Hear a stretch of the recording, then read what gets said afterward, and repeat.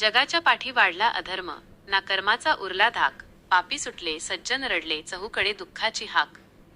त्रिदेवांनी तेव्हा मांडला विचार, कोण रोखणार हा माज? पापाचा हिशोब मांडायला हवाय दंडाधिकारी आज. सूर्याचा प्रताप, अंछायेचं तप, असा हा मेळ ठरायचा होता. म्हणून सूर्याच्या पोटी न्यायाचा सूर्य जन्माला यायचा होता.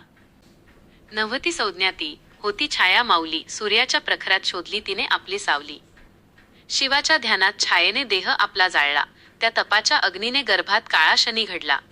अश्रू आणि आगीचा तो जिवंत अंश होता.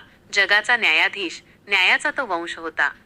जन्म घेता शनीने सूर्यदेवही थक्क झाले. काळा रंग पाहून त्यांचे डोळे द्वेषाने भरले. सांगितले सूर्याने, हा पुत्र माझा असूच शकत नाही. मातेच्या चारित्र्यावर शंका घेता शनी शांत राहिला नाही. ज्या सूर्याने विश्वाला प्रकाश दिला तोच पुत्रप्रेमात अंध झाला. पण शनीच्या रूपाने कर्माचा हिशोब स्वतः त्याच्या दारात आला.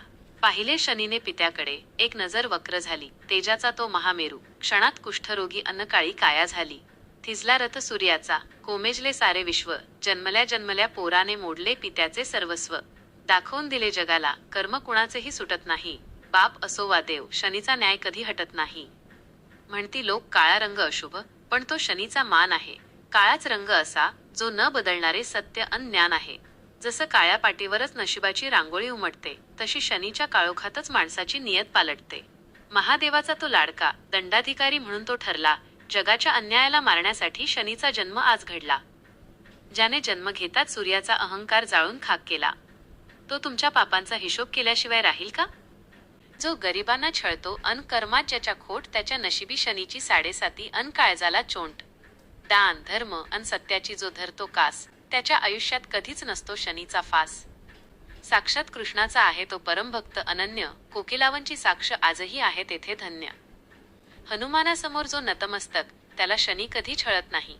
रामाच्या दासापुढे शनीचा कोप कधीच टिकत नाही. पायरीवर डोकं टेकवून जो तेल अर्पण करतो, त्याच्या आयुष्याचा वणवा हा न्यायदेव स्वतः हरतो.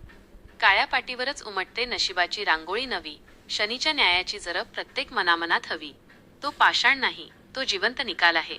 तुझ्या माझ्या कर्माचा तो साक्षात काळ आहे.